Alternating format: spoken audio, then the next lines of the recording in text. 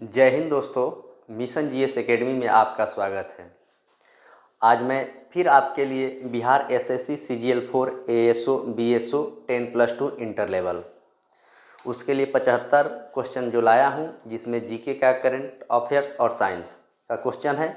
मतलब यानी कि जो जीके जीएस पूछा जाता है बिहार एसएससी में, वह सिलेबस के अनुसार आपका जीके जीएस का यह सेट है।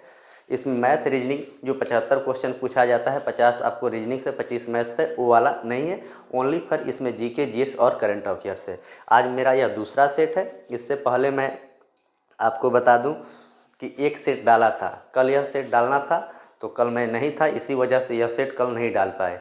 तो आज इसको लाए हैं। 75 क्वेश्चन के चारों ऑप्शन के एक एक करके आपके सामने डिस्कशन करेंगे। आइए तो देखते हैं।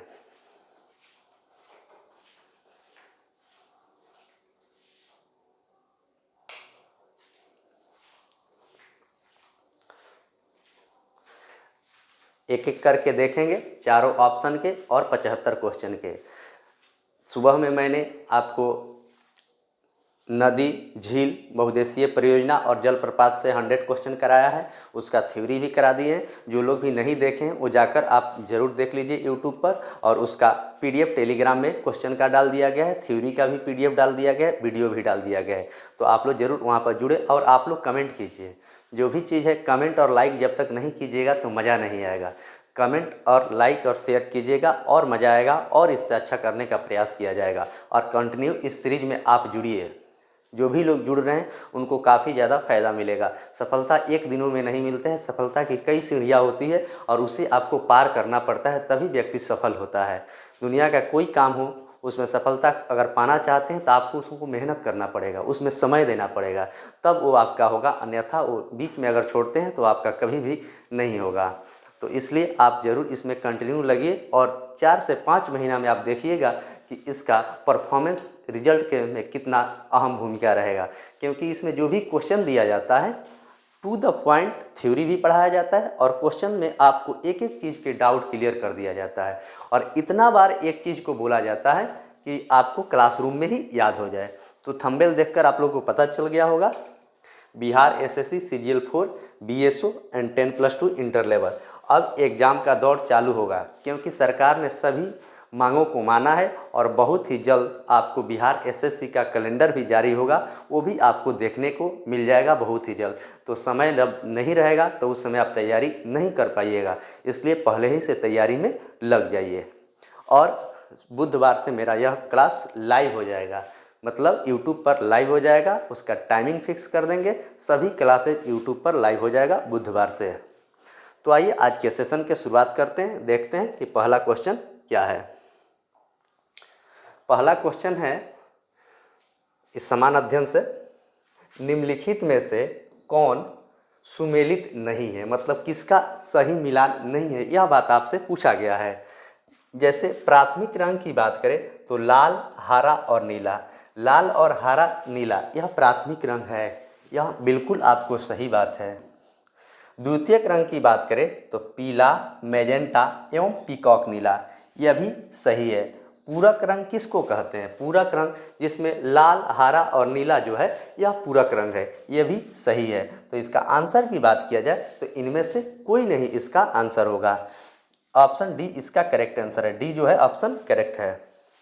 एक बात बताइए, लाल रंग का तरंग दैर्ध्य क्या होता है? तो लाल रंग का तरंग दैर्ध्य जो होता है सबसे ज़्यादा होता है, इसीलिए लाल रंग।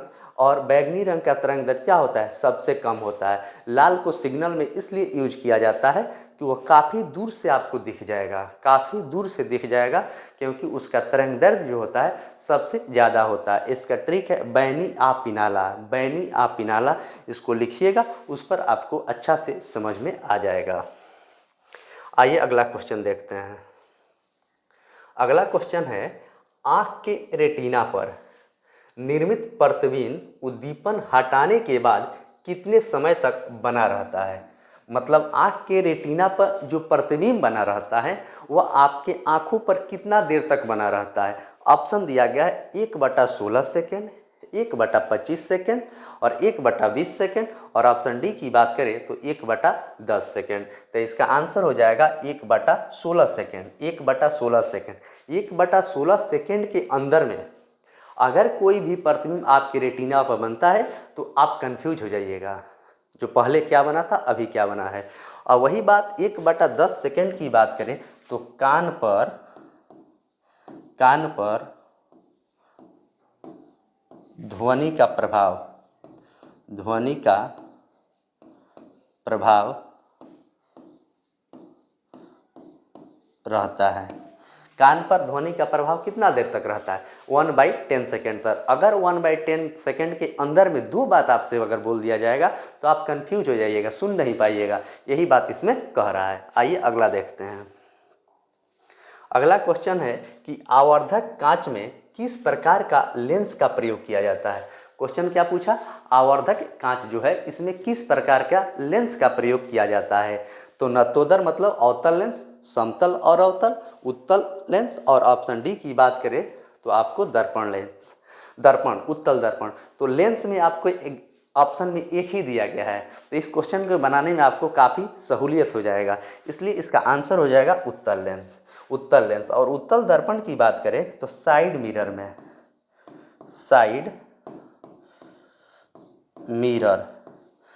में उपयोग किया जाता है गाड़ी के। क्या किया जाता है? साइड मिरर का उपयोग किस में किया जाता है? तो उत्तल दर्पण में साइड मिरर का उपयोग किया जाता है। वही अवतल अवतल लेंस की बात करें तो निकट दृष्टि दोष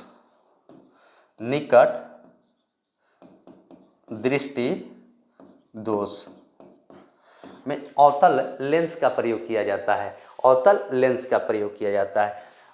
लेंस के। और दूर दृष्टि में किसका? दूर दृष्टि में उत्तल लेंस। दूर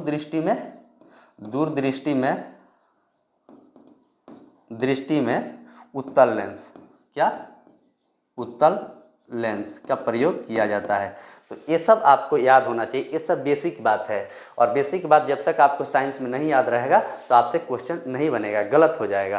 तो इसका आंसर क्या हो जाएगा? ऑप्शन इसका हो जाएगा सी। आइए अगला क्वेश्चन देखेंगे। निम्नलिखित में से कौन सा एक अनुचुंबकीय यानी कि पारामैग्नेटिक पदार्थ है? क्या पूछा गया कि कौन सा इसमें जो है अनुचुंबकीय है, जो कि पारामैग्नेटिक पदार्थ है, यह बात आपसे पूछा गया है। तो मीथेन है, हाइड्रोजन है, अमोनिया है और ऑक्सीजन है। तो इसका आंसर क्या हो जाएगा? ऑक्सीजन है। ऑक्सीजन का खोज की बात किया जाए तो प्रिस्टले ने खोज किया था। ऑक्सीजन का खोज किसने किया था? तो प्रिस्टले ने किया था। वही मीथेन की सूत्र की बात करें, जिसे हंसने वाली गैस गोबर गैस कहते हैं, इसका सूत्र होता है CH4। हाइड्रोजन जो है यह ज्वलनशील गैस है। हाइड्रोजन क्या है? ज्वलनशील गैस है। अमोनिया का जो होता है NH3 होता है। अमोनिया का सूत्र क्या होता है? NH3। तो आंसर हो जाएगा ऑप्शन डी। आइए अगला देखेंगे। ध्वनि का तारत्व किस पर निर्भर करता है? क्वेश्चन क्या पूछा गया कि ध्वनि का तारत्व जो है वह किस पर निर्भर करता है? आयाम पे, आवृत्ति पे, ध्वनि की तीव्रता पर, और ऑप्शन डी की बात करें तो तरंग दैर्ध्य पे। तो ध्वनि की किस पर निर्भर करता है यह बात आपसे पूछा गया है। तो आवृत्ति पर निर्भर करता है। किस पर करता है? आवृत्ति पर। आयाम की बात करें तो आयाम ध्वनि की तीव्रता पर निर्भर करता है। ध्वनि की तीव्रता पर आयाम निर्भर करता है। और तरंगदैर्ध्य की बात करें तो एंगस्ट्रम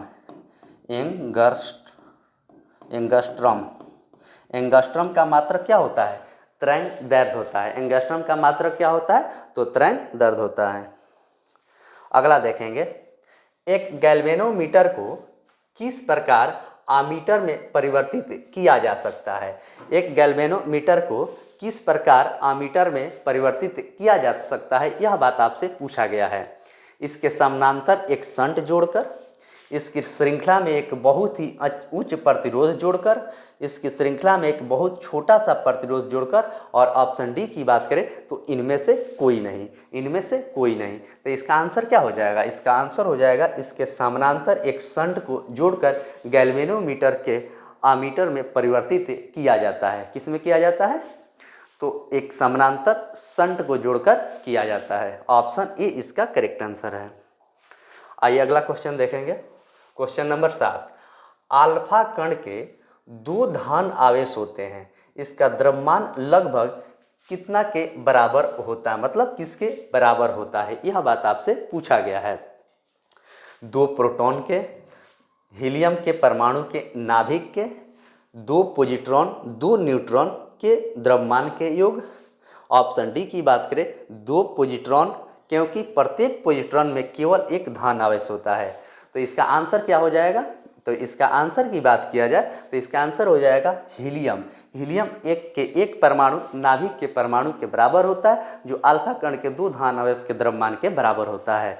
और हीलियम क्या है, निष्क्रिय गैस है, निष्क्रिय गैस है। टोटल निष्क्रिय गैसों की संख्या कितनी है, तो 6 है। ये भी आप लोग याद कर लीजिएगा, इनर्ट गैस, जिसे नोबेल गैस इंग्लिश में कहा जाता है, नोबेल गैस। हीलियम है, नियॉन है, क्रिप्टॉन है, रेडॉन है, जेनॉन है। ये आपको एग्जाम में पूछा जाता है। अगला आइए, निम्नलिखित में से कौन सा सुमेलित नहीं है, मतलब नहीं क्या पूछा गया है। फैदोमीटर से क्या मापा जाता है, तो फैदोमीटर से है जो ना समुद्र की गहराई मापा जाता है, यह सही है, यह सही है। 1 फैदोमीटर बराबर होता है 6 फीट, FEET 6 फीट होता है। बैरोमीटर से क्या मापा जाता है, वायु दाब मापा जाता है, यह भी सही है। लेक्टोमीटर से क्या मापा जाता है, तो दूध की शुद्धता मापा जाता है, यह भी सही है। तो अब तो आपको पता चल गया होगा कि कौन सा गलत है। तो गलत आपको फोनोमीटर है। फोनोमीटर से जो है ना हृदय की ध्वनि नहीं, यह गलत है। फोनोमीटर से मापा जाता है हृदय की ध्वनि की तीव्रता, हृदय की ध्वनि की तीव्रता मापा जाता है। क्या मापा जाता है, हृदय की ध्वनि की तीव्रता मापा जाता है, मापा जाता है। तो आप लोग याद कर लीजिएगा, हृदय की ध्वनि की तीव्रता किससे मापी जाती है, तो फोनोमीटर से मापा जाता है। तो यही गलत था, सही गलत को चुनना था। तो ऑप्शन डी जो है इसका करेक्ट आंसर है, ऑप्शन डी। आइए अगला देखेंगे 9 नंबर, किसके वाहक से हीमोफीलिया एक आनुवांशिक रोग है। देखिए कुछ रोग होता है ना जो आनुवांशिक होता है, मतलब आपके दादाजी के हैं तो आपके पिताजी के होगा, आपको होगा और आपके बेटा का होगा, जो आनुवांशिक चलते रहता है। एक आपको होता है कलर ब्लाइंडनेस, जिसमें आप कलर को नहीं पहचान सकते हैं, वो भी आनुवांशिक रोग है। हीमोफीलिया आनुवांशिक रोग है, हीमोफीलिया आनुवांशिक रोग है। तो आइए इसमें देखते हैं क्या कह रहा है। तो स्त्रियों वाहक होती है और प्रकट पुरुष में होता है, मतलब उसमें स्त्री वाहक होती है लेकिन प्रकट पुरुष में होता है। ऑप्शन बी कह रहा है स्त्री वाहक होती है और प्रकट भी स्त्री में होता है। पुरुष वाहक होते हैं और प्रकट भी पुरुष में होते हैं, पुरुष वाहक होते हैं और प्रकट स्त्रियां में होती है। तो इसको आप लोग क्वेश्चन के बनाइए। क्वेश्चन कह रहा है कि किसके वाहक से हीमोफीलिया एक आनुवांशिक रोग है, तो स्त्री वाहक होती है और प्रकट पुरुष में होता है। स्त्री वाहक हो जाती है और प्रकट किस में होता है, पुरुष में होता है। तो ऑप्शन ए जो है इसका करेक्ट आंसर है, ऑप्शन ए। अगला देखेंगे क्वेश्चन नंबर 10। क्वेश्चन नंबर 10 कह रहा है जीवन की उत्पत्ति के समय कौन सा तत्व पृथ्वी के स्वतंत्र अवस्था में उपस्थित नहीं था। क्या पूछा कि पृथ्वी के स्वतंत्र अवस्था में जो था उपस्थित नहीं था, यह बात आपसे पूछा गया है।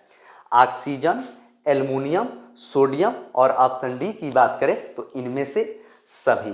तो कौन सा नहीं है, तो ऑक्सीजन जो है ना यह नहीं है, ऑक्सीजन नहीं है, ऑक्सीजन नहीं है। एल्युमिनियम का निष्कर्षण किससे किया जाता है, सोडियम को चाकू से काटा जा सकता है, चाकू से आसानी से काटा जा सकता है, आसानी से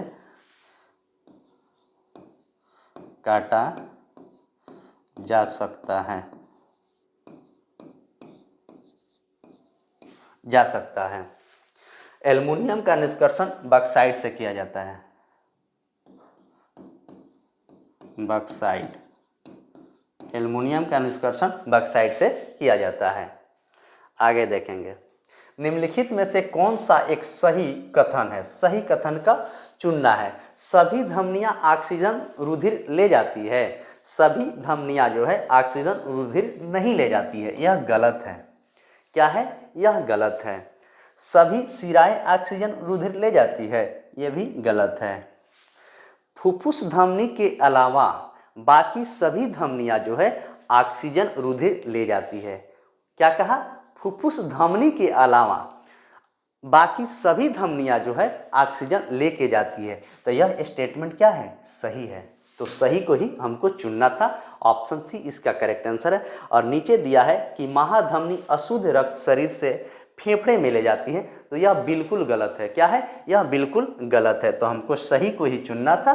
तो इसका आंसर हो जाएगा फुफ्फुस धमनी के अलावा बाकी सभी धमनियां जो है ऑक्सीजन रुधिर रक्त ले जाती है। आइए अगला देखेंगे, क्वेश्चन नंबर 12।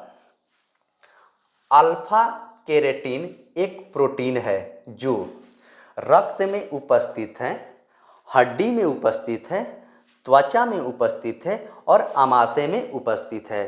तो अल्फा जो है ना, यह किस में उपस्थित है, यह बात आपसे पूछा गया है। तो रक्त में उपस्थित है कि हड्डी में उपस्थित है कि त्वचा में उपस्थित है कि आमाशय में उपस्थित है, इस बात को पूछा गया। तो इसका आंसर हो जाएगा त्वचा में उपस्थित है। किस में है? त्वचा में उपस्थित है। अल्फा केरोटीन एक प्रोटीन है जो कि त्वचा में उपस्थित है। आइए अगला क्वेश्चन देखते हैं। कौन सा जीव निद्रालु रोग के लिए उत्तरदायी है? कौन सा जीव? लिस्मानिया, एजोवेक्टर, एस्केरिस और ट्रिपोसोनोमा। ट्रिपोसोनोमा। तो कौन सा जीव जो है निद्रालु के लिए उत्तरदायी है, यह बात आपसे पूछा गया है। तो इसका आंसर हो जाएगा ट्रिपोनोसोमा, ट्रिपेसोनोमा। और लिस्मानिया की बात करें तो काला जर होता है इससे, काला जर बीमारी होता है लिस्मानिया से। जानवर और जीव दोनों, जानवर और मानव दोनों में होता है, जानवर और मानव दोनों में होता है। आइए अगला देखेंगे, क्वेश्चन नंबर 14। मार्सिलिया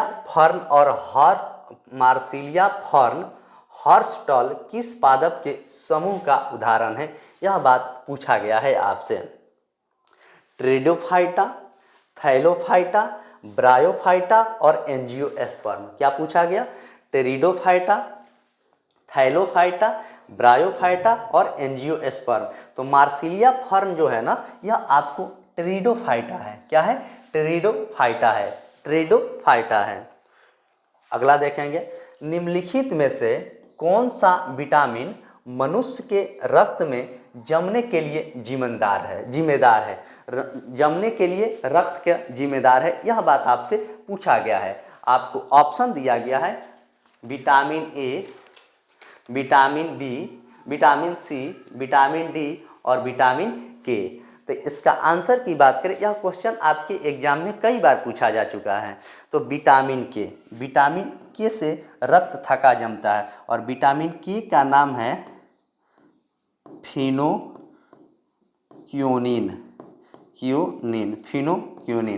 और विटामिन डी की बात करें तो इसका नाम है कैल्सीफेरॉल। इसका नाम है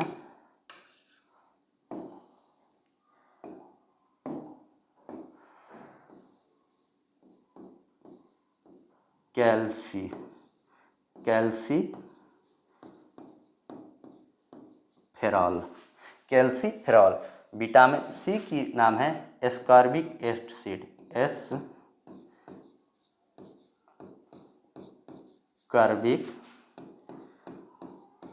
एसिड। और ए का नाम है रेटिनॉल। विटामिन ई का खोज किया था मैकुलन इसका खोज किया था। बी का भी मैकुलन ही किया था, मैकुलन। सी का किया था हॉपकिंस।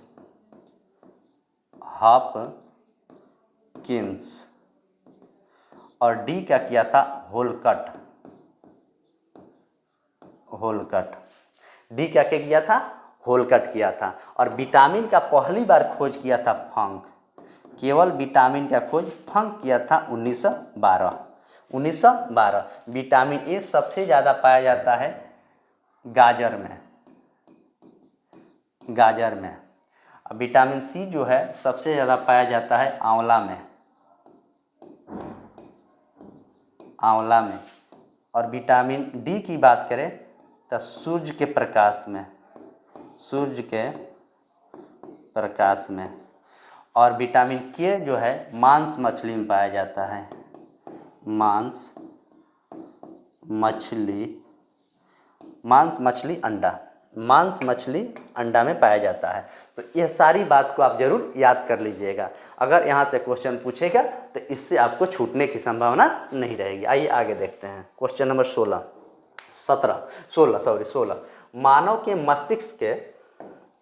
मानव के मस्तिष्क के किस भाग में तापमान, भूख, प्यास, लैंगिक आचरण आदि का नियंत्रण होता है? जैसे मानव का जो मस्तिष्क है वह किस भाग में, मतलब उसके तापमान के, भूख के, प्यास के, ये सब का नियंत्रण करता है, यह बात आपसे पूछा गया है। तो हाइपोथैलेमस, थैलेमस, सेरिबेलम और इनमें से कोई नहीं। तो इसका आंसर क्या हो जाएगा? हाइपोथैलेमस। हाइपोथैलेमस जो है इसका आंसर हो जाएगा हाइपोथैलेमस। आइए अगला देखेंगे। Question number 17। निम्नलिखित में से किस यूकेरियोटिक कोशिकांग में प्रोकैरियोटिक कोशिकाओं का लक्षण पाए जाते हैं? क्या होता है? लक्षण पाए जाते हैं। माइटोकॉन्ड्रिया, राइबोसोम, गोल्गी काय और अंतःद्रव जालिका। तो इसका आंसर की बात करें तो माइटोकॉन्ड्रिया हो जाएगा। माइटोकॉन्ड्रिया का खोज जो किया था अल्टमैन इसका खोज किया था। राइबोसोम की बात किया जाए तो प्रोटीन का फैक्ट्री है ये, प्रोटीन का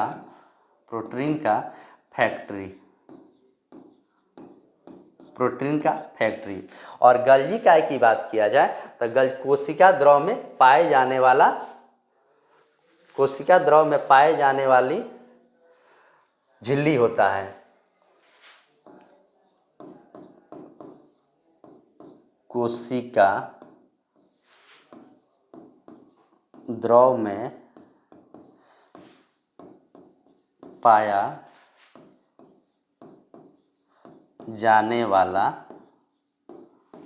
झिल्ली है। क्या है?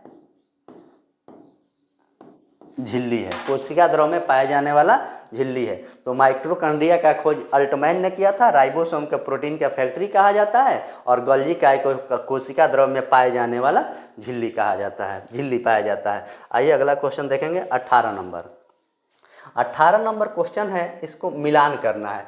निम्नलिखित को सही सुमेलित कीजिए। क्या कह रहा है? निम्नलिखित को सही सुमेलित कीजिए। ऐसा क्वेश्चन जब भी आए तो सबसे पहले वो चीज़ को आप खोजिए जो आपको 100% याद है। जब 100% याद रहेगा, इसमें एक ऑप्शन छोड़ दिया है, 100% जब आपको याद रहेगा ना तो सीधे आपको 2 ऑप्शन छट जाएगा। तो आइए देखते हैं क्या होता है। करनाल के युद्ध की बात करें तो देखिए, सबसे पहले तो हमको प्लासी के युद्ध ढूंढ लेना चाहिए। तो प्लासी का युद्ध हो जाएगा 1757। बक्सर का भी युद्ध ढूंढ लीजिए, 1764। करनाल का युद्ध होता है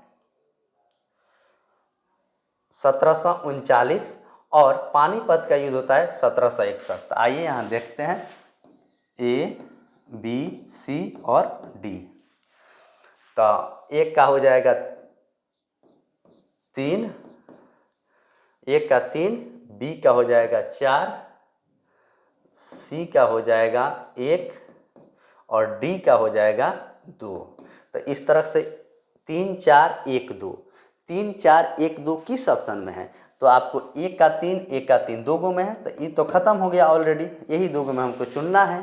तो एक का 3, B का 4, C का 1, D का 2। ऑप्शन सी जो है इसका करेक्ट आंसर है। सी क्या है? इसका करेक्ट आंसर है। पानीपत के टोटल कितनी लड़ाई हुई थी? 3 हुई थी। पहला आपको 1526 बाबर और इब्राहिम लोदी के बीच, और दूसरा हुआ था 1556 अकबर और किस अकबर और हेमू के बीच हुआ था। किसके? अकबर और हेमू के। और प्लासी का युद्ध 23 जून 1757, 23 जून 1757। और बक्सर का युद्ध हुआ था 22 अक्टूबर, 22 अक्टूबर। और प्लासी हुआ था 23 जून। ये बात भी याद रखिएगा, कुछ कुछ युद्धों का डेट आपसे पूछा जाता है। जो कुछ युद्ध इंपॉर्टेंट है उसका डेट देकर आपके एग्जाम में आजकल क्वेश्चन पूछा जाता है, जिससे क्वेश्चन थोड़ा सा टफ हो जाए। आइए अगला देखेंगे, क्वेश्चन नंबर 20। सन 1759 ईस्वी में बेदरा के युद्ध किसके किसके बीच हुआ था? बेदरा का जो युद्ध हुआ था यह किसके किसके बीच हुआ था, यह बात आपसे पूछा जा रहा है। अंग्रेज और फ्रांसीसी के बीच, अंग्रेज और पुर्तगाली के बीच, अंग्रेज और डचों के बीच, और ऑप्शन डी की बात करें तो पुर्तगाली और डचों के बीच। तो बेदरा का युद्ध जो हुआ था ना, यह आपको अंग्रेज एवं डचों के बीच हुआ था। अंग्रेज एवं डचों के बीच बेदरा का युद्ध हुआ था। और बांडीवास का युद्ध कब हुआ था? तो बांडीवास का युद्ध हुआ था 1760 में। याद रख लीजिएगा, बांडीवास का युद्ध कब हुआ था? 1760। अगला देखेंगे, सविनय अवज्ञा आंदोलन के समय पूर्वोत्तर राज्यों में हिराक आंदोलन एक चलाया गया जा रहा था। इस आंदोलन से संबंधित व्यक्ति कौन थे? देखिए ये नया क्वेश्चन है, यह नया क्वेश्चन है और एग्जाम में पूछा जा सकता है। ये कभी कभी ऐसा क्वेश्चन मिलता है, अगर ऐसा क्वेश्चन पूछेगा तो आप गलत कर सकते हैं। तो पूछ रहा है कि हिराक आंदोलन से संबंधित व्यक्ति कौन थे? सरोजनी नायडू, रानी गौडनीलू, बादशाह खां और सी राजगोपालाचारी। तो इसका आंसर की बात करें तो इसका आंसर हो जाएगा ऑप्शन बी, यानी कि रानी गोंडलीऊ। सरोजनी नायडू की बात करें तो 1925 में कांग्रेस की भारतीय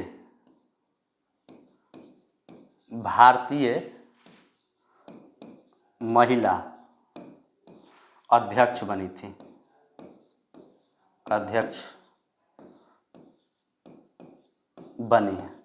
और 1917 में प्रथम महिला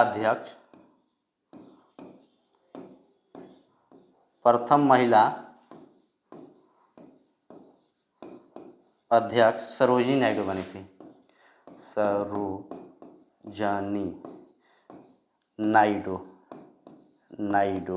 सरोजनी नायडू बनी थी प्रथम महिला। और सी राजगोपालाचारी की बात करें तो सी राजगोपालाचारी स्वतंत्र भारत के अंतिम भारतीय गवर्नर जनरल थे। स्वतंत्र भारत के अंतिम भारतीय गवर्नर जनरल कौन थे? तो सी राजगोपालाचारी। तो मैंने ये भी चीज़ की आपके सामने चर्चा किया हूँ जो पहले गवर्नर जनरल जब पढ़ा रहे थे तब। आइए अगला क्वेश्चन देखेंगे। सितंबर 1932 अखिल भारतीय अस्पृश्यता विरोधी लीग का गठन किसने किया था? क्या किसने किया था, यह बात आपसे पूछा गया। सबसे पहले अस्पृश्यता के अंत की बात अनुच्छेद 17 में कहा गया है, यह बात आप जरूर याद कर लीजिएगा। अस्पृश्यता के अंत जो है अनुच्छेद 17 में इस बात को कहा गया है, यह बात आपको याद होना चाहिए। भीमराव अंबेडकर, जगजीवन राम, जवाहरलाल नेहरू और महात्मा गांधी। तो इसमें दो ऑप्शन में काफ़ी कन्फ्यूजन होता है। दो ऑप्शन जो इसमें दिया है भीमराव अंबेडकर और महात्मा गांधी, इसमें आप लोग को कन्फ्यूजन होता होगा। सितंबर 1932 में अखिल भारतीय अस्पृश्यता विरोधी गठन का किसने किया था? तो यह किए थे महात्मा गांधी। किसने किया था? महात्मा गांधी किए थे। और भीमराव अंबेडकर की बात करें तो प्रारूप समिति के अध्यक्ष थे। प्रारूप समिति के अध्यक्ष थे। और जगजीवन राम की बात करें तो यह श्रम मंत्री थे। क्या थे? श्रम मंत्री। जवाहरलाल नेहरू की बात करें तो यह कांग्रेस के 3 बार अध्यक्ष थे। पहली बार उन्होंने 1929 में, और दूसरी बार 1936 में, और तीसरी बार की बात करें तो 1937 में। यह लाहौर में अधिवेशन हुआ था, यह लखनऊ में हुआ था, और यह फैजपुर, कांग्रेस के पहला अधिवेशन फैजपुर जो महाराष्ट्र में पड़ता है। कहाँ पड़ता है? महाराष्ट्र। ये सब याद होना चाहिए आपको, ये सब क्या याद होना चाहिए। और 24 सितंबर को पूना पैक्ट हुआ था 1932 में। 24 सितंबर 1932 को क्या हुआ था? पूना पैक्ट हुआ था 24 सितंबर 1932 को। ये भी बात आपको याद होना चाहिए। तो जितना बात था मैंने इससे रिलेटेड सारी बात को आपके सामने रखा हूँ। 21 सितंबर, क्वेश्चन नंबर 21, सितंबर 1932 में अखिल भारतीय अस्पृश्यता विरोधी लीग का गठन किसके द्वारा किया गया था? तो महात्मा गांधी के द्वारा। भीमराव अंबेडकर के बारे में प्रारूप समिति के अध्यक्ष थे और प्रारूप समिति में टोटल सदस्यों की संख्या भीमराव को लेकर 7 था। ये भी बात पूछा जाता है। जगजीवन राम श्रम मंत्री थे। जवाहरलाल नेहरू 1929, 1936 और 1937 में कांग्रेस की इन्होंने अध्यक्षता किया था। और अस्पृश्यता की बात अनुच्छेद 17 में है। और 24 सितंबर 1932 को पूना पैक्ट हुआ था। तो जितना बात बताया हूँ इसको आप लोग अपने नोटबुक में ज़रूर नोट कीजिएगा। ऐसे करने से क्या होता है कि आपको याद हो जाएगा और क्वेश्चन आएगा तो आप ऑप्शन खोजना चालू कर दीजिएगा। चलिए अगला देखेंगे। क्वेश्चन नंबर 23, कांग्रेस के 1929 के लाहौर अधिवेशन में निम्नलिखित में से कौन सी मांग की प्रस्ताव नहीं की गई थी? यहाँ क्या पूछा कि नहीं की गई थी। और 1929 के कांग्रेस के लाहौर अधिवेशन की अध्यक्षता मैंने अभी आपको बताया कि जवाहरलाल नेहरू ने किया था। और इसी अधिवेशन में 26 जनवरी 1930 को पहली बार झंडा फहराया गया था। गोलमेज सम्मेलन का भाग लेना, पूर्ण स्वराज की, सविनय अवज्ञा आंदोलन के और सभी कांग्रेसी सदस्यों को भविष्य में काउंसिल के चुनाव में भाग नहीं लेने का। तो क्वेश्चन नंबर 22 की बात करें तो क्वेश्चन नंबर 22 हो जाएगा ऑप्शन ए। पूर्ण स्वराज के किया ही गया था। सविनय अवज्ञा आंदोलन 1930 में हुआ था, ये भी आपको किया गया था।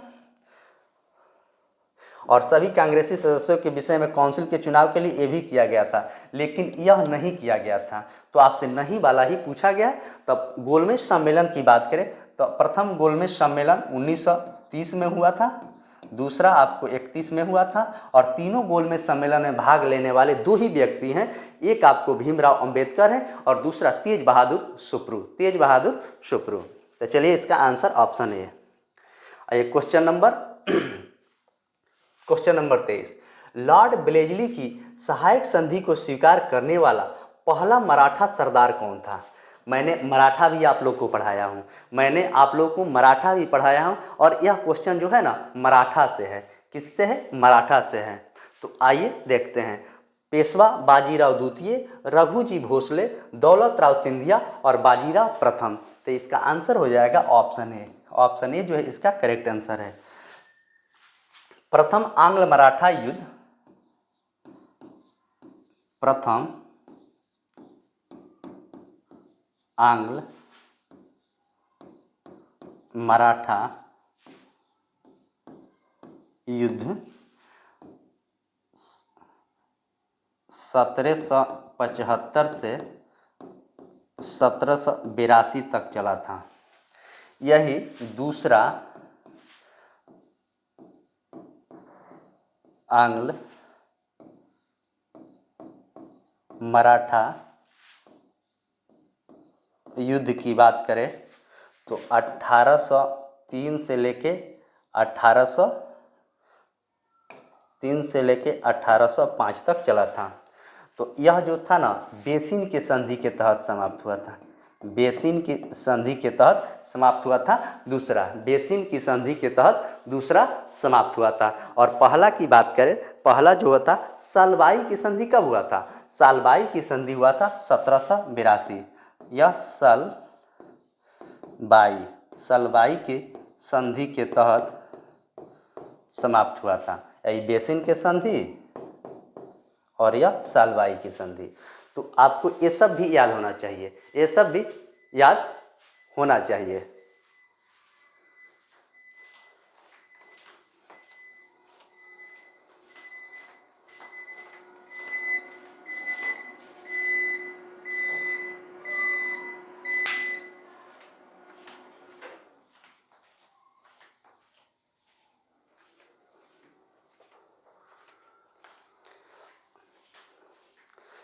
चलिए ये सब भी आपको याद होना चाहिए।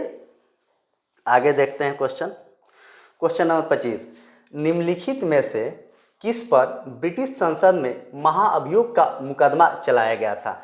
मतलब ब्रिटिश संसद में महा अभियोग का मुकदमा चलाया गया था। Sir John Shore, Warren Hastings, Lord Mayo और लॉर्ड कॉर्नवालिस। तो इसका आंसर की बात करें तो इसका आंसर हो जाएगा वारेन हेस्टिंग्स। और वारेन हेस्टिंग्स के शासनकाल की बात करें तो 1810 से लेकर 1823 तक इनका शासनकाल था और सबसे ज़्यादा दिनों तक इन्हीं का शासनकाल था Warren Hastings. Sir John Shore की बात करें तो अहस्तक्षेप की नीति, अहस्तक्षेप की नीति किसका था? इसी का था। और इसका जो था 1793 से लेके 98 तक, 1793 से 98 तक। लॉर्ड मेयो की बात करें तो इनका था 1869 से लेकर 72 तक। 1869 से 72 तक इनका शासनकाल था और पहली बार जनगणना हुआ था। पहली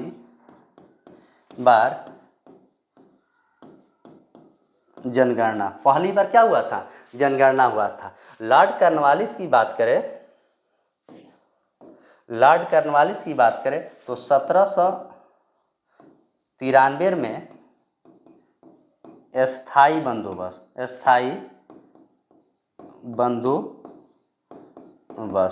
लॉर्ड कॉर्नवालिस के शासनकाल में हुआ था। क्या हुआ था? अस्थायी बंदोबस्त हुआ था। तो यह सभी बात आपको याद होना चाहिए। जैसे हमको याद है, मैं जिस तरह लिख रहा हूँ वैसे आप हमेशा याद कीजिएगा, आपको भी हो जाएगा।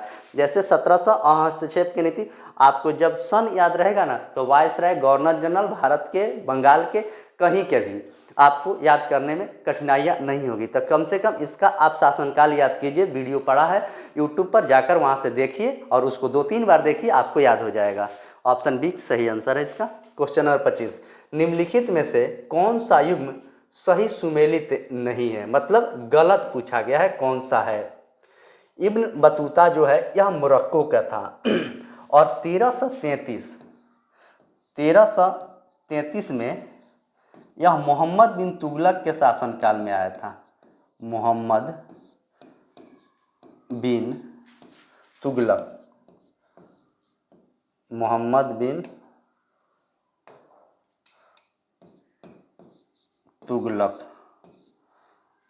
तुगलक के शासनकाल में आया था और रेहला नामक एक किताब भी लिखा था। मार्को पोलो कहाँ का था? इटली की, ये भी सही है। अब्दुल रज्जाक की बात करें तो यह तुर्की का नहीं था, यह क्या के था? फारस के था। फारस और वर्तमान में ईरान। फारस का था लेकिन वर्तमान में ईरान। और नूनी युग था आपको पुर्तगाल का था। तो कौन सही सुमेलित नहीं पूछा था? तो आंसर आपको हो जाएगा ऑप्शन सी। ऑप्शन सी जो है इसका करेक्ट आंसर हो जाएगा। आइए अगला देखेंगे, निम्नलिखित कथनों में से कौन सा सही है? सल्तनत काल में दीवान अमीर कोही विभाग की स्थापना इल्तुतमिश ने की थी।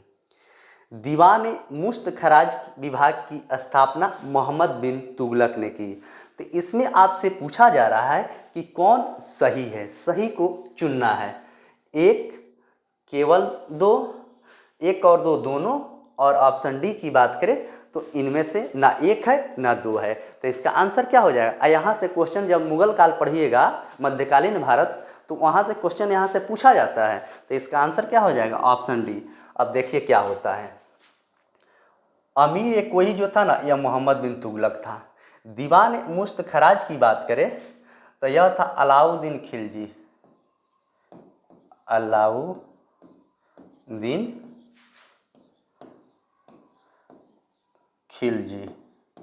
क्या था? अलाउद्दीन खिलजी।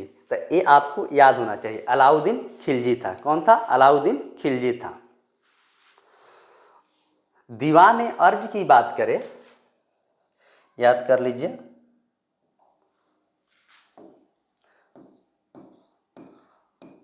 दीवान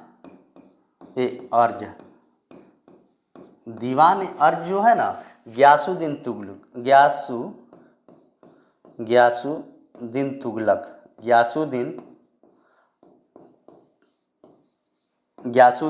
तुगलक क्या थे? गयासुद्दीन तुगलक थे।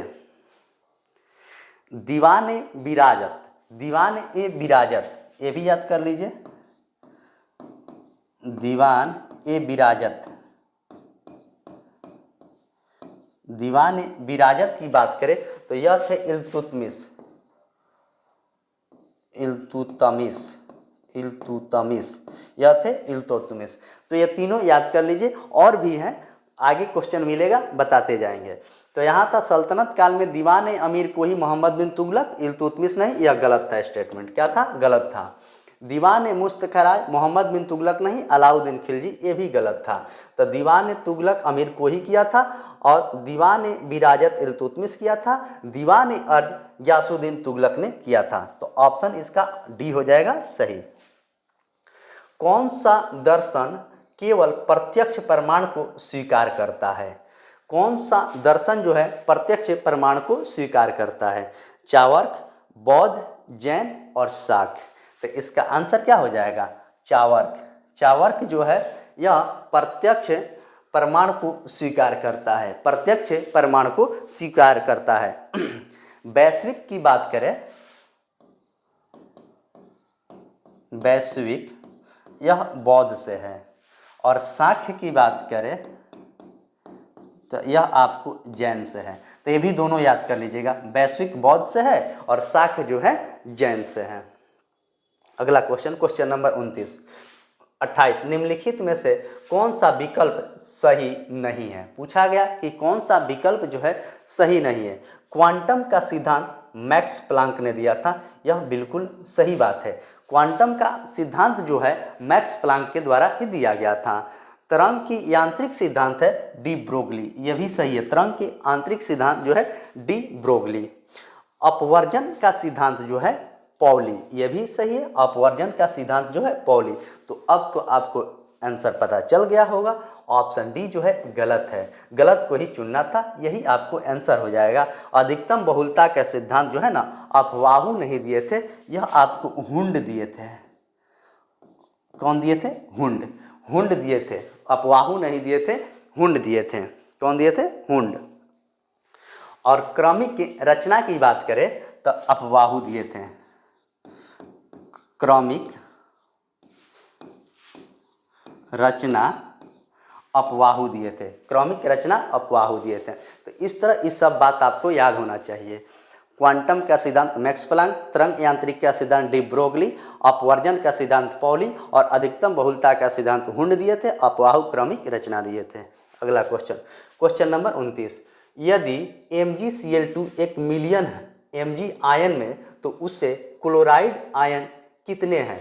क्लोराइड आयन कितने हैं, यह बात आपसे पूछा गया है। 1 मिलियन, 2 मिलियन, 5 मिलियन, 10 मिलियन। तो इसका आंसर क्या हो जाएगा? 2 मिलियन। ऑप्शन बी इसका करेक्ट आंसर है, 2 मिलियन। निम्न में कांच क्या है? पूछा गया कि कांच क्या है, यानी कि शीशा, अति तप्त ठोस, अति तप्त द्रव, अति शीतत द्रव और अति शीतित गैस। तो कांच क्या है, यह बात आपसे पूछा गया है। कांच जो है ना अतिशीतित द्रव है, अतिशीतित द्रव है। और जो भी मैं आपको इस सेट में क्वेश्चन देता हूँ 70% इस सेट में आपका क्वेश्चन प्रीवियस रहता है, प्रीवियस क्वेश्चन रहता है। आप लोग देख लीजिएगा, पता चल जाएगा। अगला क्वेश्चन, लोहे में जंग लगने के लिए वायु में किसकी उपस्थिति की आवश्यकता होती है? लोहे में जब जंग लगेगा तो वायु में किसकी उपस्थिति की आवश्यकता होती है, यह बात आपसे पूछा गया है।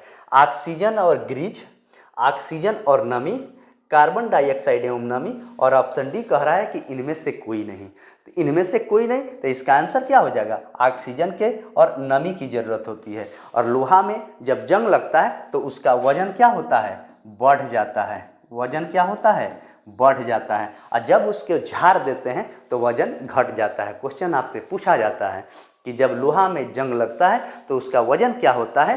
तो बढ़ जाता है। अगर क्वेश्चन में लिख देगा अगर उसको झाड़ दिया जाता है तो उसका वजन क्या होता है? घट जाता है। तो क्वेश्चन पर ध्यान देना है। कभी कभी क्वेश्चन पूछा जाता है कि जब इलेक्ट्रिक ट्रेन आगे की तरफ जाएगी तो उसका धुआं किधर जाएगा? तो जल्दीबाजी में बच्चे क्या करते हैं? बोलते हैं कि धुआं उसके पीछे जाएगा, लेकिन इलेक्ट्रिक ट्रेन में धुआं ही नहीं निकलता है। तो ऐसा क्वेश्चन पूछा जाता है। ठीक है, ऑप्शन बी। क्वेश्चन नंबर 32, निम्नलिखित में से किस खनिज में ऑक्सीजन नहीं पाया जाता है? किस खनिज में ऑक्सीजन नहीं पाया जाता है, यह बात आपसे पूछा गया है। क्वेश्चन नंबर 32, बक्साइड में, कैल्साइट में, और ऑप्शन डी की बात करें तो क्रियोलाइट में, और ऑप्शन डी हेमेटाइट में। तो किस में नहीं पाया जाता है, यह बात पूछा गया है। तो क्रियोलाइट में नहीं पाया जाता है, क्रियोलाइट में नहीं पाया जाता है। और हेमेटाइट का लोहा का निष्कर्षण जो होता है ना, हेमेटाइट से होता है, और बक्साइट से एल्युमिनियम का निष्कर्षण होता है, बक्साइट से एल्युमिनियम का निष्कर्षण होता है। अगला, निम्नलिखित में से कौन सबसे सख्त स्कंदक है? सबसे सख्त स्कंदक है magnesium sulphate, zinc sulphate, aluminium chloride और बेरियम क्लोराइड। तो कौन सा है, यह बात आपसे पूछा गया है। तो एल्युमिनियम क्लोराइड जो है सबसे सख्त है, एल्युमिनियम क्लोराइड जो है सबसे सख्त है, एल्युमिनियम क्लोराइड क्या है, सबसे सख्त है, एल्युमिनियम क्लोराइड। आइए आगे देखेंगे 34 नंबर, उत्कृष्ट धातु को गलाने घोलने के लिए किसका प्रयोग किया जाता है? उत्कृष्ट जो धातु होता है उसे घोलने के लिए किसका प्रयोग किया जाता है, यह बात पूछा गया है। नाइट्रिक एसिड के, एक्वा रिजिया के, सल्फ्यूरिक एसिड के, और ऑप्शन डी की बात करें तो इनमें से कोई नहीं, इनमें से कोई नहीं। तो इसका आंसर हो जाएगा आपको ऑप्शन बी, एक्वा रिजिया का, एक्वा रिजिया। सल्फ्यूरिक एसिड की बात करें तो H2SO4, H2SO4 जो है सल्फ्यूरिक एसिड होता है, H2SO4 होता है सल्फ्यूरिक एसिड। जल गैस किसका संयोजन है, मतलब वाटर गैस किसका संयोजन है, यह बात पूछा गया है। CO plus H2O, CO2 plus CO, CO plus H2, CO2 plus H2। तो किसका मिश्रण है, यह बात पूछा गया है। CO plus H2, CO plus H2, option C इसका करेक्ट आंसर है, CO प्लस H2। आगे देखेंगे, निम्नलिखित नाभिकीय संयंत्रों को उनके स्थान के साथ सुमेलित कीजिए। कलपक्कम गुजरात, नरौरा महाराष्ट्र, तारापुर उत्तर प्रदेश, काकरापाड़ा तमिलनाडु, काकरापाड़ा तमिलनाडु। तो काकरापाड़ा के बारे में आप लोगों को मैं बताया हूँ, काकरापाड़ा के बारे में आप लोगों को मैं बताया हूँ।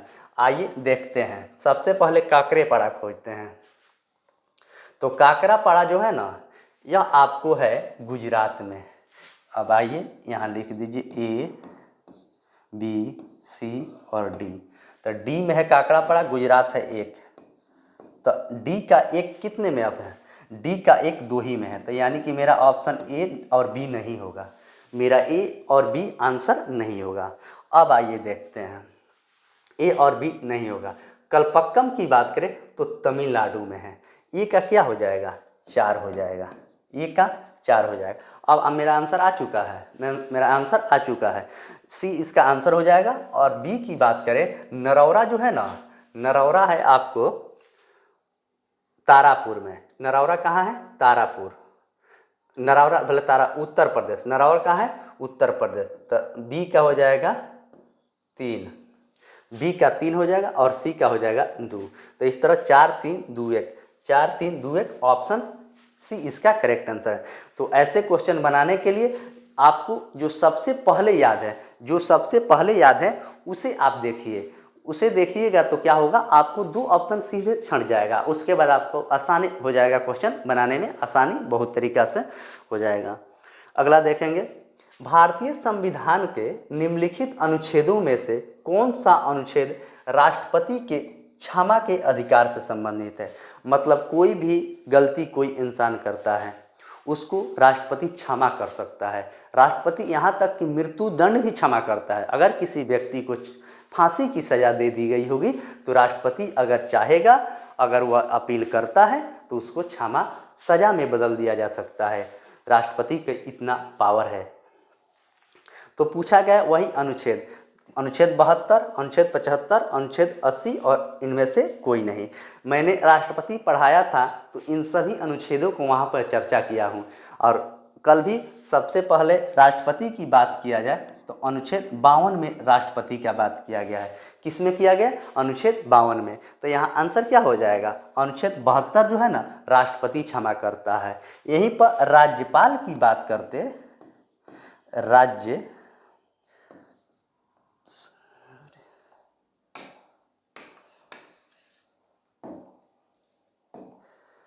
यहीं पर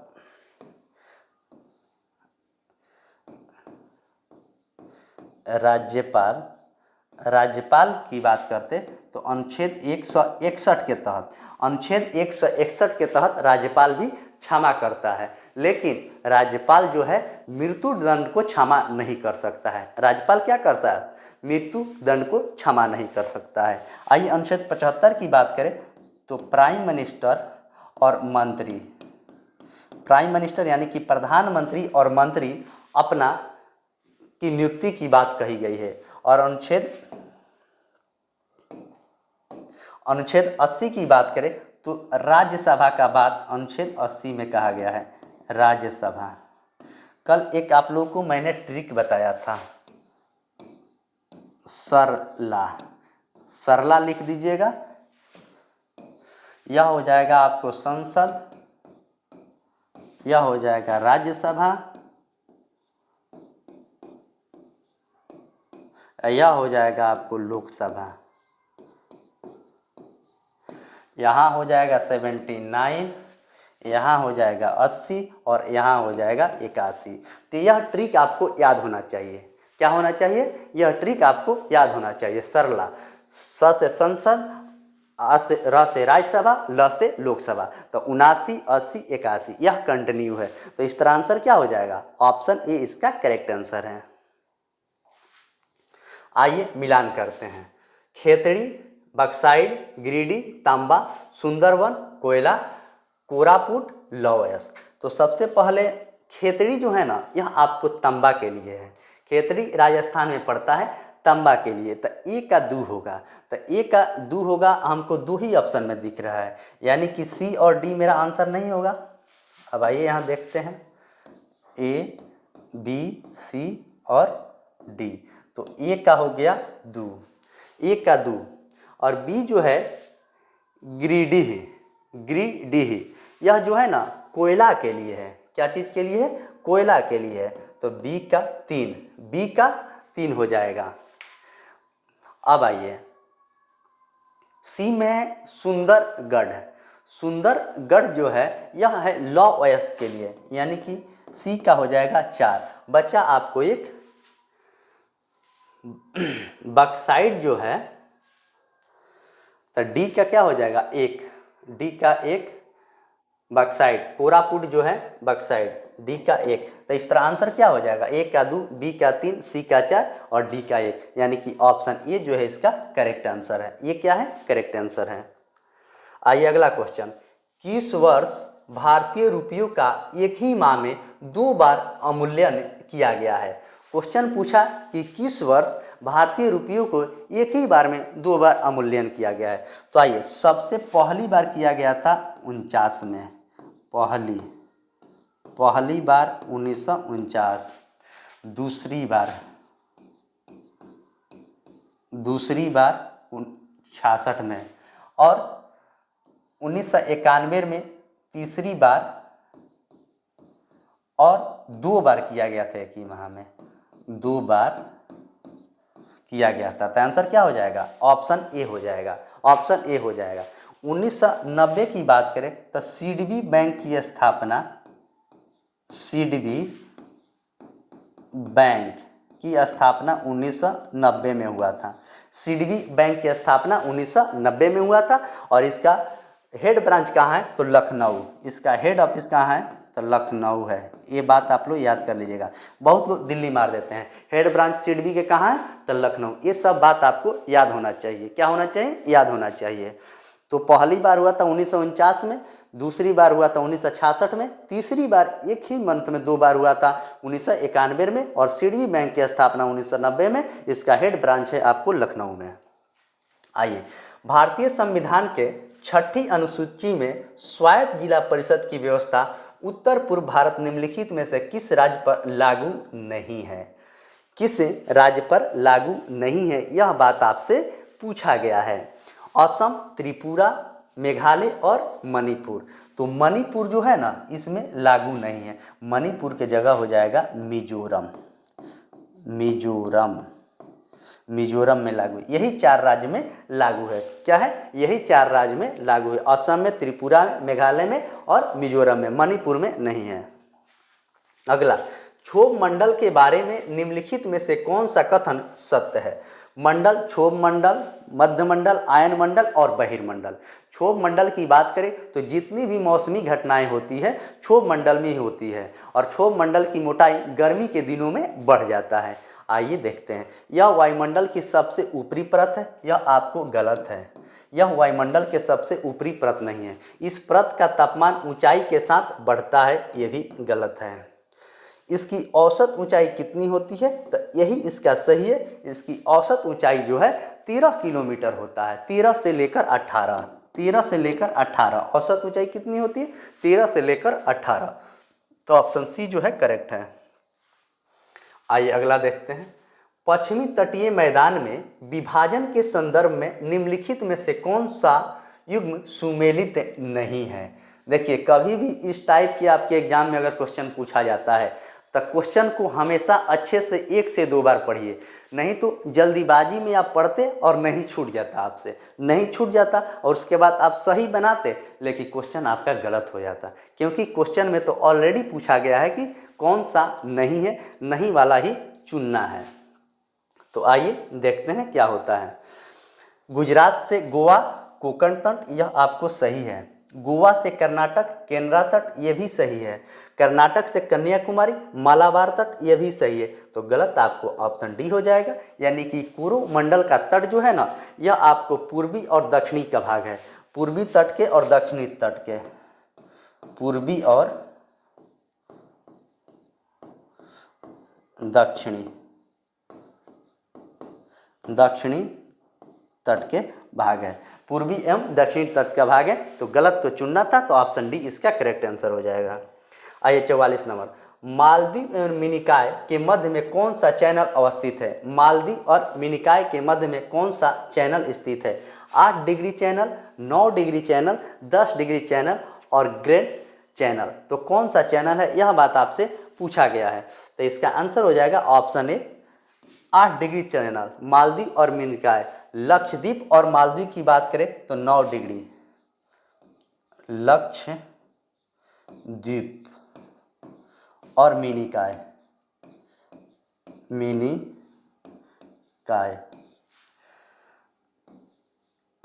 कार निकोबार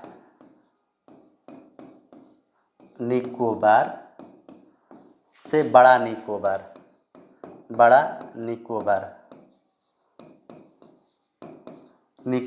10 डिग्री। और ग्रैंड चैनल की बात करें तो सुमात्रा और निकोबार, सुमात्रा और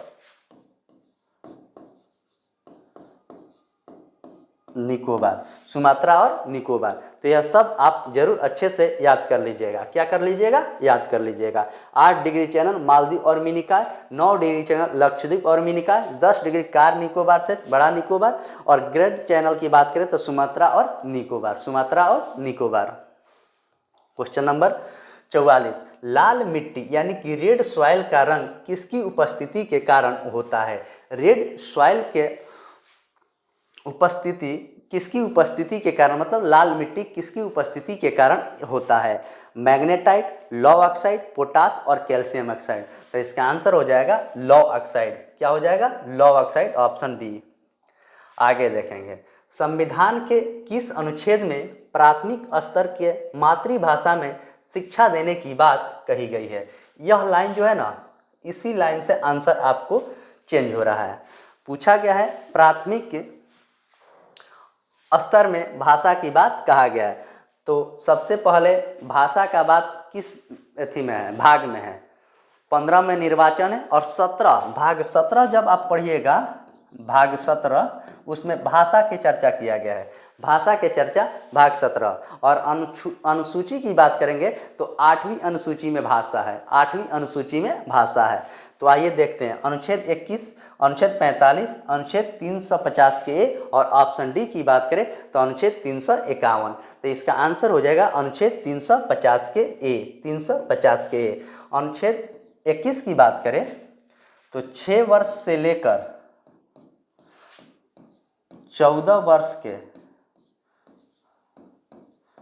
बच्चों को निःशुल्क शिक्षा, निःशुल्क शिक्षा।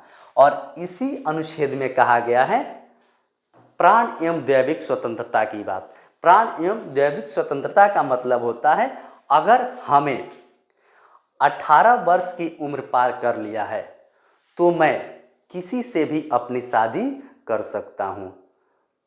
यह मेरा मौलिक अधिकार है, मैं किसी से भी कर सकता हूँ, इसमें आप किसी को रोक नहीं सकते हैं। इस अनुच्छेद में इस बात की भी चर्चा किया गया है। और वही अनुच्छेद 45 की बात करें तो अनुच्छेद 45 में राज्य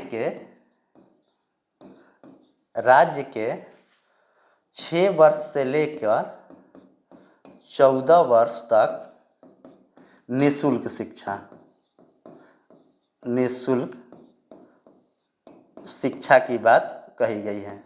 निःशुल्क शिक्षा की बात कही गई है। क्या कही गई है? निःशुल्क शिक्षा की बात कही गई है। और अनुच्छेद 351 की बात करें तो हिंदी भाषा को प्रोत्साहित किया गया है,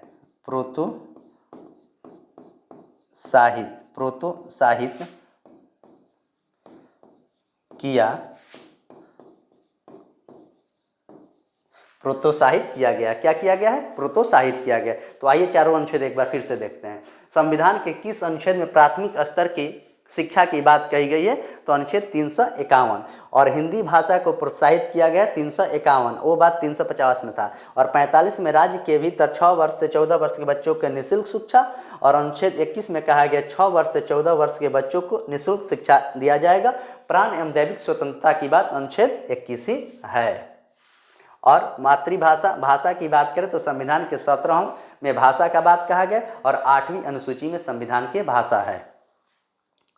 क्वेश्चन नंबर 47, राज्यपाल से संबंधित कथनों पर विचार करना है। 7वें संविधान संशोधन 1956 में हुआ था, ये डेट याद कर लीजिएगा।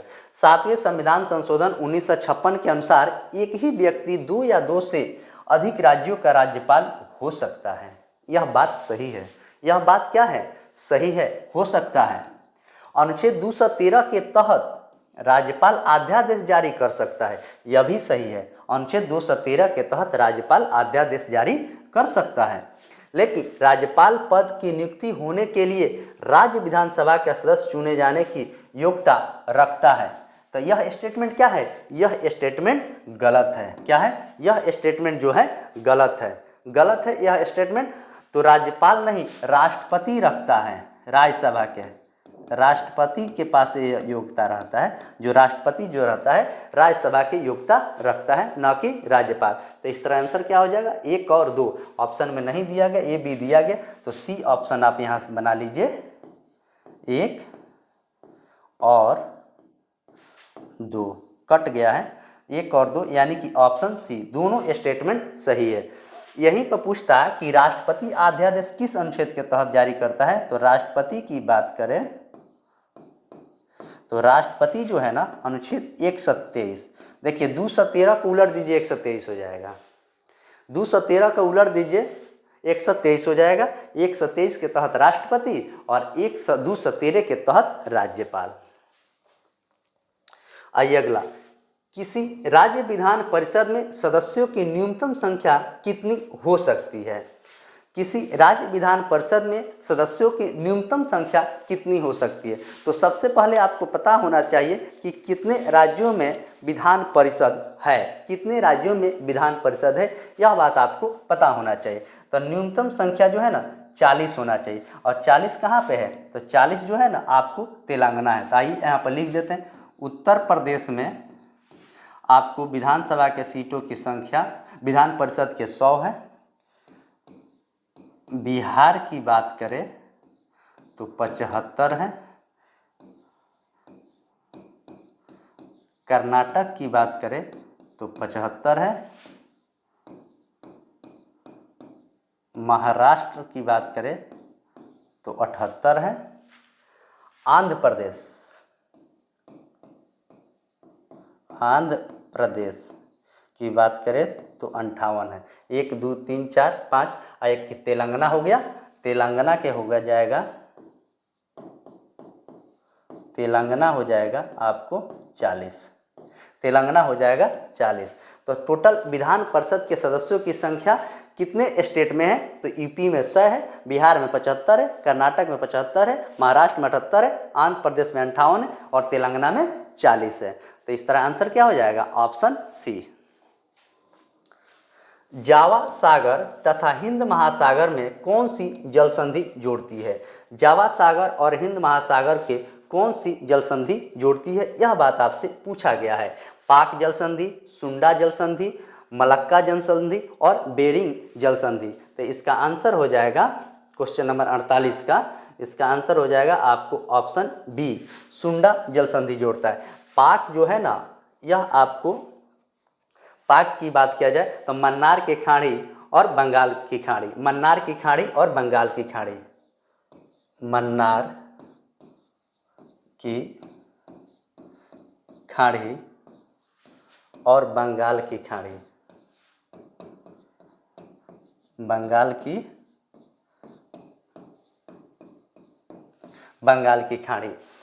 की खाड़ी। मलक्का जल संधि की बात करें तो अंडमान सागर और दक्षिणी चीन सागर, अंडमान सागर और दक्षिणी चीन सागर। बेरिंग जल संधि की बात करें तो आर्कटिक सागर और प्रशांत महासागर, आर्कटिक सागर और प्रशांत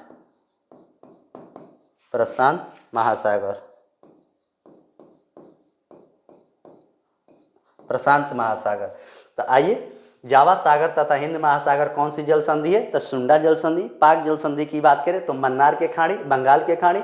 मलक्का जल संधि की बात करें तो अंडमान सागर और दक्षिणी चीन सागर। और बेरिंग जल संधि की बात करें तो आर्कटिक सागर और प्रशांत महासागर। तो ये सब भी बात आप अच्छे से याद रख लीजिएगा। आइए, निम्नलिखित में से कौन सा ग्रीन हाउस गैस का उदाहरण नहीं है? पूछा गया कि ग्रीन हाउस गैस का उदाहरण कौन सा नहीं है, यह क्वेश्चन आपसे पूछा गया है। आइए देखते हैं, जलवाष्प, कार्बन डाइऑक्साइड, नाइट्रस ऑक्साइड और क्लोरोफ्लोरो। तो यह आपको है, यह भी है, लेकिन नाइट्रस ऑक्साइड जो है ना, यह नहीं है। नाइट्रस ऑक्साइड जो है यह ग्रीन हाउस गैस का उदाहरण नहीं है, नाइट्रस ऑक्साइड। अगला देखेंगे, संविधान सभा के द्वारा गठित सलाहकार समिति के अध्यक्ष कौन थे? क्वेश्चन क्या पूछा गया?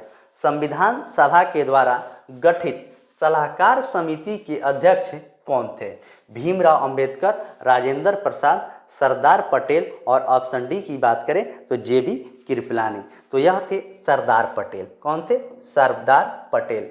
भीमराव अंबेडकर की बात करें तो प्रारूप समिति के अध्यक्ष थे, प्रारूप समिति। डॉक्टर राजेंद्र प्रसाद की बात करें तो अस्थाई अध्यक्ष थे, अस्थाई अध्यक्ष थे संविधान सभा के। और जेबी कृपलानी की बात करें तो मूल अधिकार समिति के अध्यक्ष थे। क्या थे? मूल अधिकार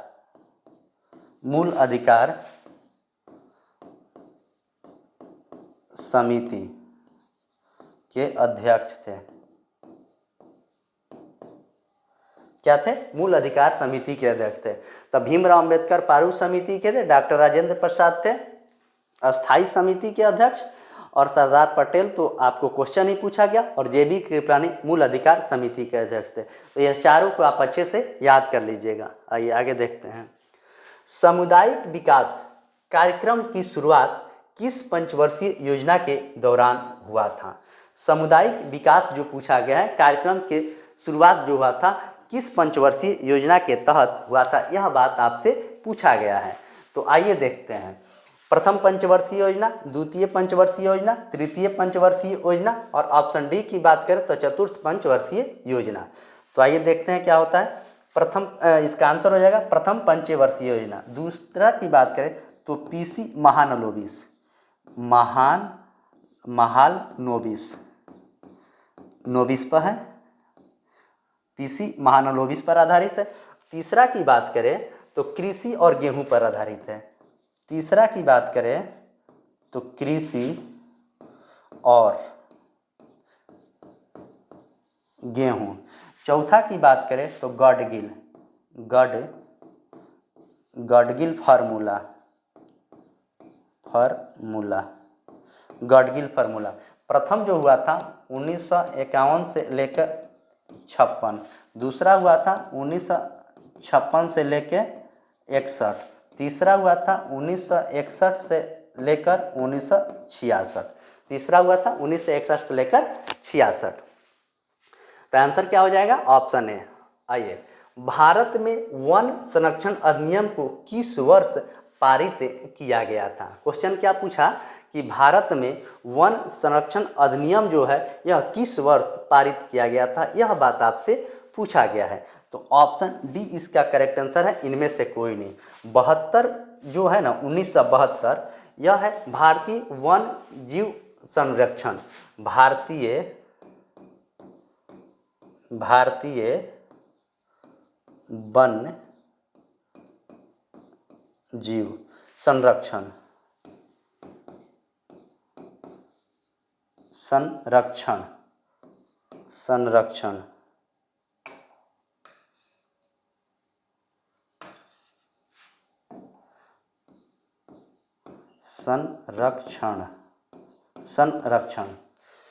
भारतीय वन जीव संरक्षण। और 1986 की बात करें तब पर्यावरण संरक्षण है, पर्यावरण संरक्षण। और 1960 की बात करें तो एसटीडी सेवा की शुरुआत हुआ था 1960 में, एसटीडी सेवा का शुरुआत हुआ था 1960 में। आइए अगला क्वेश्चन। निम्नलिखित में से कौन सी नीतियां असंदिग्ध रूप से ब्याज दर को बढ़ाने सहायता करती है और जिसके फलस्वरूप मुद्रा अधिमूल्यन होता है? तो यह कौन सी समिति है, यह बात आपसे पूछा गया है। विस्तकारी राजकोषीय और मौद्रिक, और ऑप्शन बी की बात करें संकुचनकारी राजकोषीय और मौद्रिक, संकुचनकारी राजकोषीय नीति और विस्तकारी मौद्रिक नीति, ऑप्शन डी संकुचनकारी मौद्रिक नीति और विस्तकारी राजकोषीय नीति। तो आइए इसका आंसर क्या होता है देखते हैं। तो इसका आंसर हो जाएगा ऑप्शन डी, ऑप्शन डी जो है इसका करेक्ट आंसर है। आइए अगला क्वेश्चन। निम्नलिखित में से कौन सा विभाग प्राधिकरण गृह मंत्रालय के अधीन नहीं है? मतलब गृह मंत्रालय के अधीन क्या है, नहीं है, यह बात आपसे पूछा गया है। राज्य विभाग, राज्य भाषा विभाग, जम्मू कश्मीर और लद्दाख का कार्य विभाग, और ऑप्शन डी की बात करें तो राष्ट्रीय प्राधिकरण रासायनिक हथियार। तो यही नहीं है। और टोटल कितने हैं? तो टोटल 6 हैं। टोटल कितना है? तो अंतर्राज्यीय सुरक्षा परिषद लिख लीजिए, अंतर्राज्यीय सुरक्षा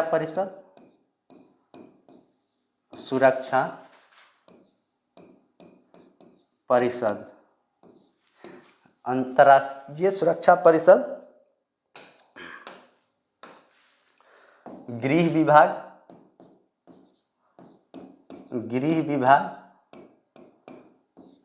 गृह विभाग और सीमा प्रबंधक विभाग,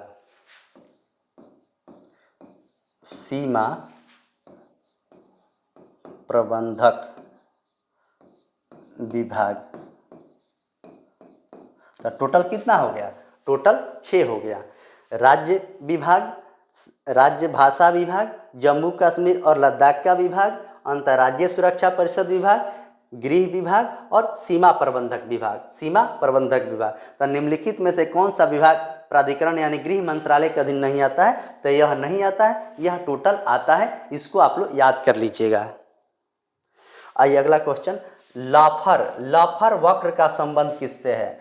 जनसांख्यिकी से, कर संग्रहण से, कर की दर तथा कर का राजस्व से, आर्थिक नियोजन और पर्यावरण से। आर्थिक नियोजन और पर्यावरण से, तो इसका हो जाएगा कर की दर तथा कर के राजस्व से। कर की दर तथा कर के राजस्व से। आइए क्वेश्चन नंबर, भारत के द्वारा स्कॉर्पियन नामक अत्याधुनिक पनडुब्बी को देश में ही संयुक्त उत्पादन हेतु समझौता किसके साथ किया गया है? मतलब किस देश के साथ इसकी समझौता किया गया है, यह बात आपसे पूछा जा रहा है। ब्रिटेन से, फ्रांस से, रूस से और यूक्रेन से।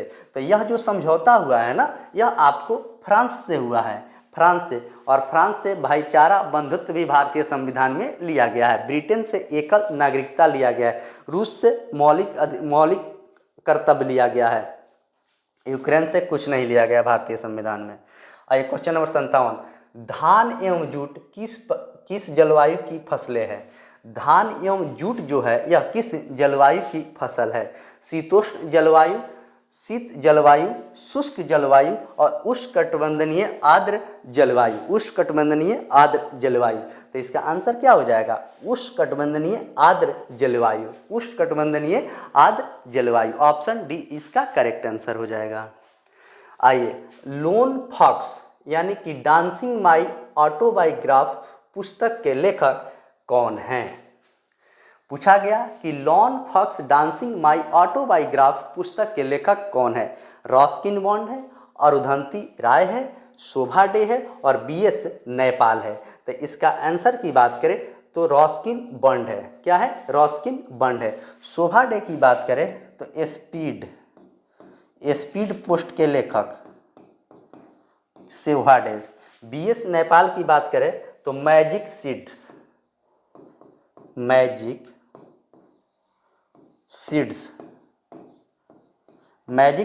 के लेखक बीएस नेपाल हैं। बीएस नेपाल है। और अरुंधति राय की बात करें, God of A small thing,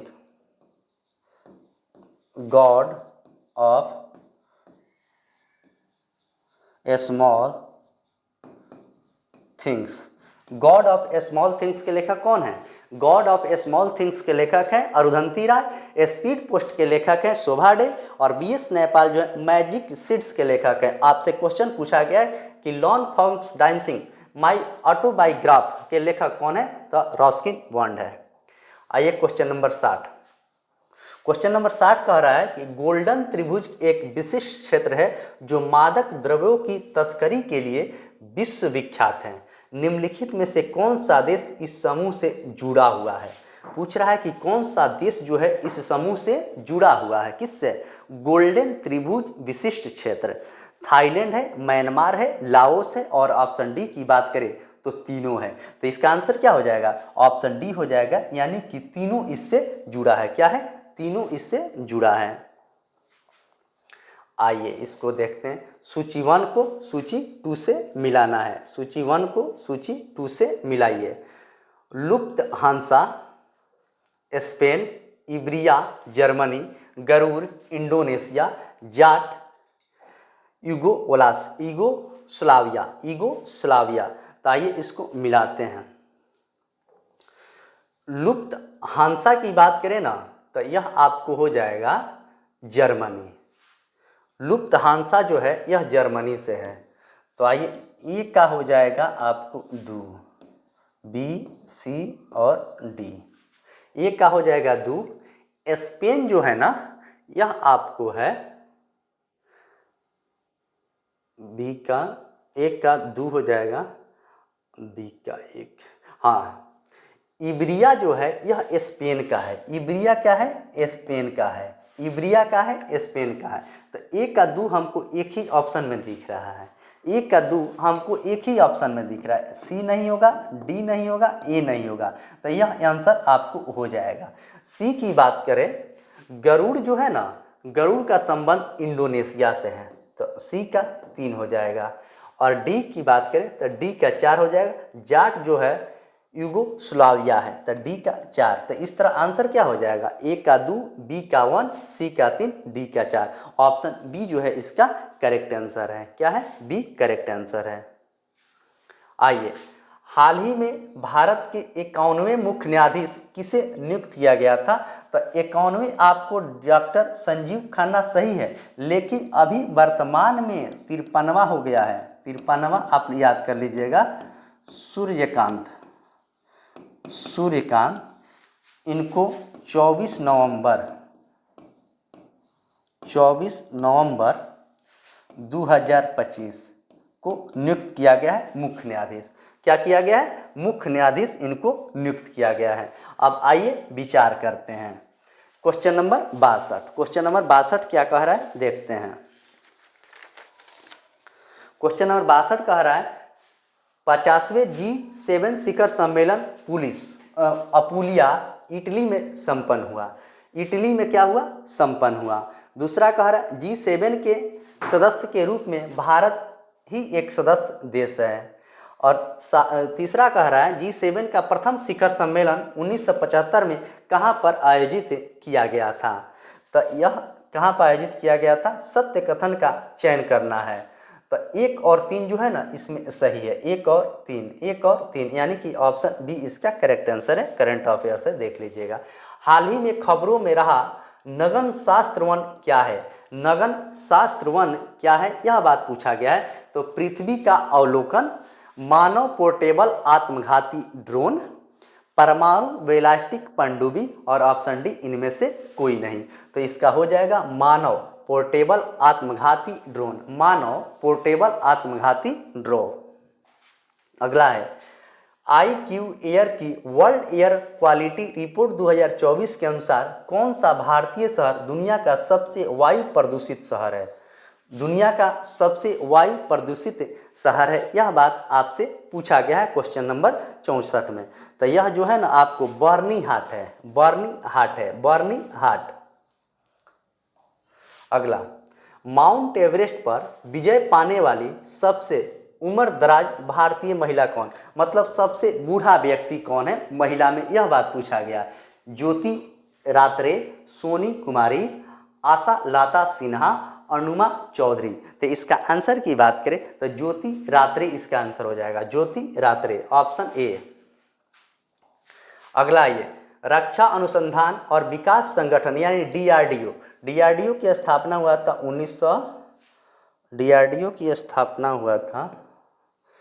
1958 में।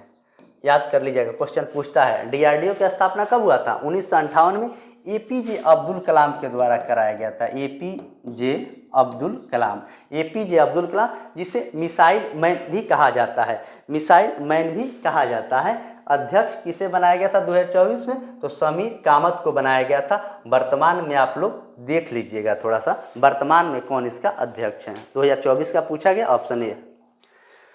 अंतरिक्ष में 1000 दिन पूरे करने वाली उपलब्धि हासिल करने वाला पहला व्यक्ति ओलेग कोनेको का संबंध किस देश से है। ओलेग कोनेको का जो संबंध है यह किस देश से है, यह बात आपसे पूछा गया है। तो इसका संबंध जो है ना रूस से है। किससे है, रूस से है। IPL 2024 के संदर्भ में निम्नलिखित में से कौन सा गलत मिलान का चयन कीजिए। गलत मिलान का संस्करण था 17वां। Orange cap Virat Kohli, purple cap Harshal Patel, और option D player of award Kolkata Knight Riders यानी कि KKR। तो गलत को चुनना है तो ऑप्शन डी इसका गलत है। यह 17वां संस्करण था। ऑरेंज कप विराट कोहली को मिला था, पर्पल कप हर्षल पटेल को मिला था, लेकिन यह गलत है। आइए 70 नंबर, निम्नलिखित में से किस देश ने बैडमिंटन के थॉमस और उबेर कप फाइनल में पुरुष और महिला दोनों खिताब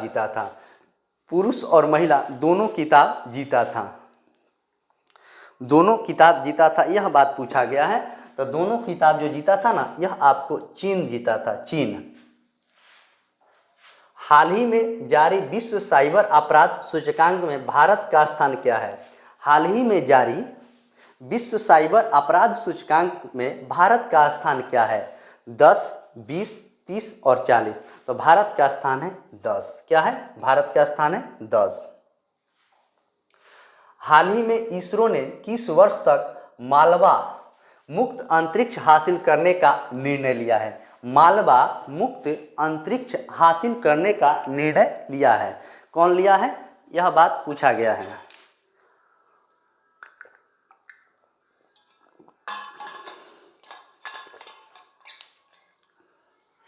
2025 में, 2027 में, 2030 में, और ऑप्शन डी की बात करें तो 2035 में। तो इसका आंसर हो जाएगा 2030 में लिया गया है।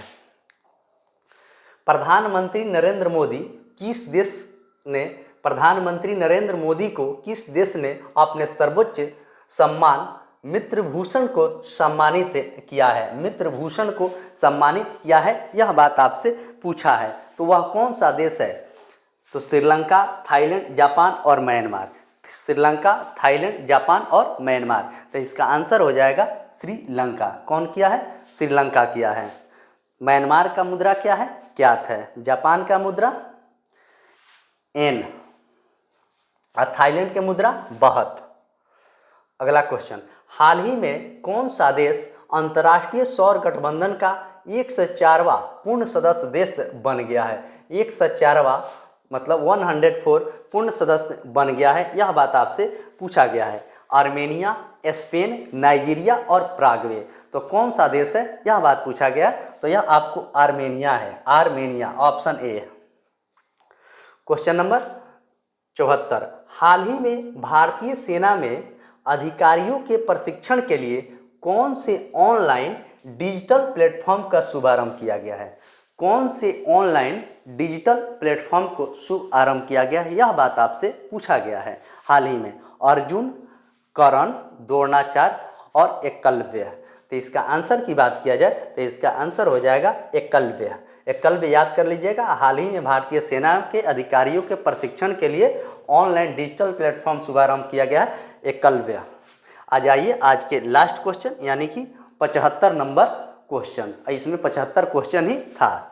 निम्नलिखित का मिलान करना है। निम्नलिखित का मिलान करना है और सही आंसर का चयन करना है। आइए मिलान करते हैं। सबसे पहले तेलंगाना, सिक्किम, झारखंड, छत्तीसगढ़ और इसका राज्यपाल पूछा गया है। क्या पूछा गया है? आपको राज्यपाल पूछा गया है। तो आइए देखते हैं। तेलंगाना के राज्यपाल जो है ना चेंज हो गया है, शिव प्रताप है गया है। शिव प्रताप शुक्ल याद कर लीजिएगा। तो शिव प्रताप, तेलंगाना के शिव प्रताप शुक्ल हैं। और सिक्किम की बात करें तो सिक्किम के हैं आपको ओम प्रकाश। सिक्किम का ओम प्रकाश हो गए।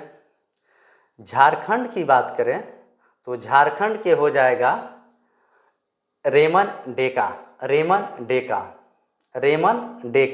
और छत्तीसगढ़ की बात करें तो संतोष कुमार। तो इस तरह आप लोग याद कर लीजिए। तेलंगाना के हो जाएगा शिव प्रताप, सिक्किम के हो जाएगा ओम प्रकाश, झारखंड के हो जाएगा रेमन डेका और संतोष कुमार जो है यह आपको छत्तीसगढ़ के हो जाएगा। तो इस तरह टोटल मैंने 75 क्वेश्चन आपके सामने डिस्कशन किया हूं और 75 क्वेश्चन के चारों ऑप्शन के काफ़ी किफ़ायती तरीक़ा से आपको बताया गया है। तो मैं ज़रूर आप लोगों से आशा और विश्वास करता हूं कि इस सीरीज से आप लोगों को काफ़ी ज़्यादा फायदा होता होगा। और इस सीरीज में आप कंटिन्यू 5 से 6 महीना जुड़ कर देखिए, आपकी तैयारी जीके, जीएस और करंट अफेयर्स की इतनी अच्छी हो जाएगी और उतना ही मेहनत आप मैथ रीजनिंग पर कीजिएगा, आपका रिजल्ट 100% बिहार एसएससी, बिहार दरोगा, कोई भी एग्जाम बिहार का वनडे हो उसमें आपका रिजल्ट सुनिश्चित होगा। तो मेहनत ईमानदारी से कीजिए, आपको रिजल्ट की टेंशन नहीं लेना है। मेहनत कीजिएगा, सफलता जरूर होगी। मेहनत सफलता मांगती है, कामयाबी जवानी मांगता है तो इसी तरह मेहनत सफलता मांगता है। मेहनत जब कीजिएगा तभी आप सफल होइएगा। तो जो भी लोग चैनल पर नया है तो चैनल को सब्सक्राइब करेंगे और पुराने लोग ज़्यादा से ज़्यादा शेयर करेंगे कि और भी स्टूडेंट के पास पहुँचे। और इसका PDF की बात करें तो टेलीग्राम में डाल दिया जाता है और टेलीग्राम का लिंक वीडियो के डिस्क्रिप्शन में डाल दिया जाता है। तो चलिए आज के सेशन को यहीं पर समाप्त करते हैं, फिर मिलते हैं कल, तब तक के लिए धन्यवाद।